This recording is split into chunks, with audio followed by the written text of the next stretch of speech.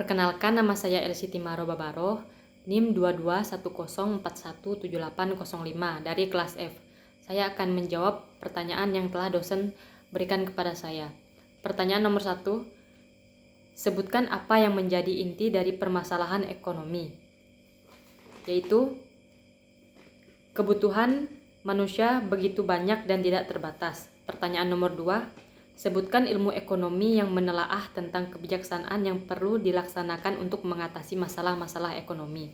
Jawabannya, ilmu ekonomi terapan adalah sebagai salah satu cabang ilmu ekonomi yang menelaah atau mempelajari tentang kebijakan yang perlu dilaksanakan untuk mengatasi permasalahan yang muncul di dalam perekonomian.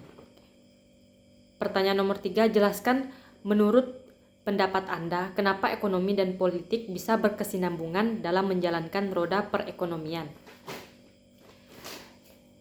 Yaitu, karena ekonomi dan politik ini merupakan rumpun ilmu sosial dan kedua cabang ilmu itu memiliki hubungan sangat erat.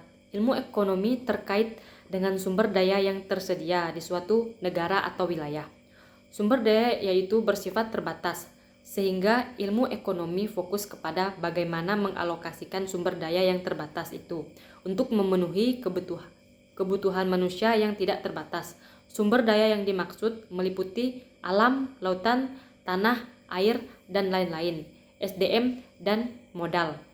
Di sini terlihat bahwa untuk mengalokasikan SDM di antara kelompok masyarakat itu perlu power yang dipegang oleh pemimpin yang berkuasa dalam kurung politik. Dengan menggunakan SDM yang ada di suatu negara, pemimpin yang mempunyai power berhak menentukan jenis barang dan jasa, apa yang diproduksi, misalnya fokus pada industri atau jasa, dan bagaimana metode yang digunakan dalam memproduksi barang atau jasa itu diproduksi, padat karya atau padat modal.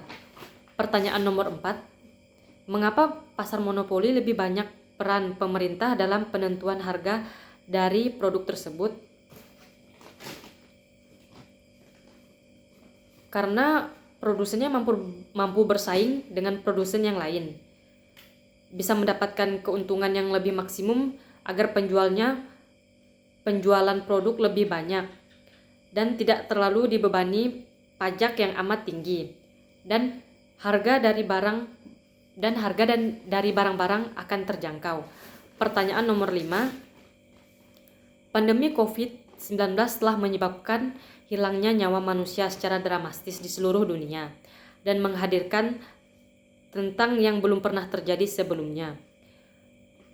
Dan semua aspek kehidupan termasuk ekonomi. Menurut WHO, lebih dari 228 juta orang terkena atas dampak pandemi dan angka kematian mencapai 4,96 juta secara global pada akhir September 2021. Sementara itu, menurut IMF, pada tahun 2020, dunia memasuki resesi global dengan pertumbuhan PDB yang minus. Bagaimana tanggapan dan kebijakan awal yang diambil hampir semua pemerintah di dunia termasuk di Indonesia dalam menghadapi krisis ini menurut Anda, dan jelaskan.